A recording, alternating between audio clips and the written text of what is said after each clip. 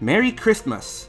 Thank you for lending an ear to The Voice of the Times for Thursday, December 24, 2020. For today's editorial, poor compensation for healthcare workers is a travesty.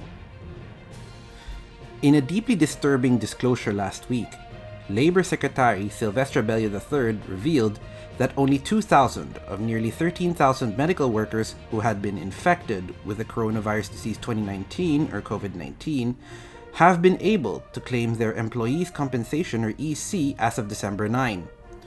While it is not clear where the blame for this shameful situation should fall, it must be rectified immediately.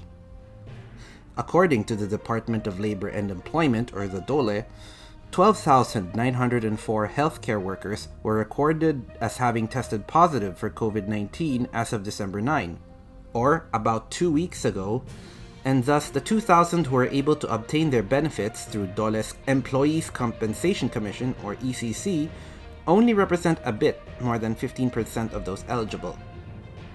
Of the 12,904 affected healthcare workers, 12,622 have fortunately recovered from the illness. However, 206 remain infected, with some being hospitalized for treatment, and 76 healthcare workers have died, according to DOLE data. Bello reported that the ECC had released a total of 20.7 million pesos in compensation for the 2,000 affected healthcare workers who were able to claim it.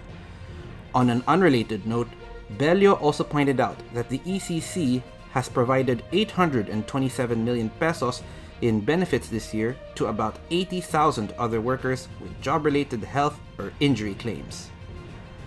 To Bello's credit, he was openly critical of the EC amount provided for healthcare workers, which is limited to just 10,000 pesos, acknowledging that it was obviously grossly insufficient to cover the workers' medical and lost income expenses. Bello called on the Social Security System, or the SSS, and Government Service Insurance System, or the GSIS, from which the ECC derives its funding, to increase the benefit of qualified healthcare worker members to 50,000 pesos, an amount that is probably still inadequate given the risks healthcare workers face, but would certainly be far more useful than the 10,000 pesos pittance they are granted now. Bello said the ECC could easily afford the increase, as it had an estimated 90 billion pesos in reserve funds for the benefit of its members. What Bello did not address, and we certainly believe he should have, was why so few health workers who were eligible for the EC benefits had actually received them. Without that explanation, we can only speculate as to possible reasons for the evident lapse. It may be that healthcare workers were simply not aware that they were eligible for EC benefits and did not apply for them, but we think this is unlikely.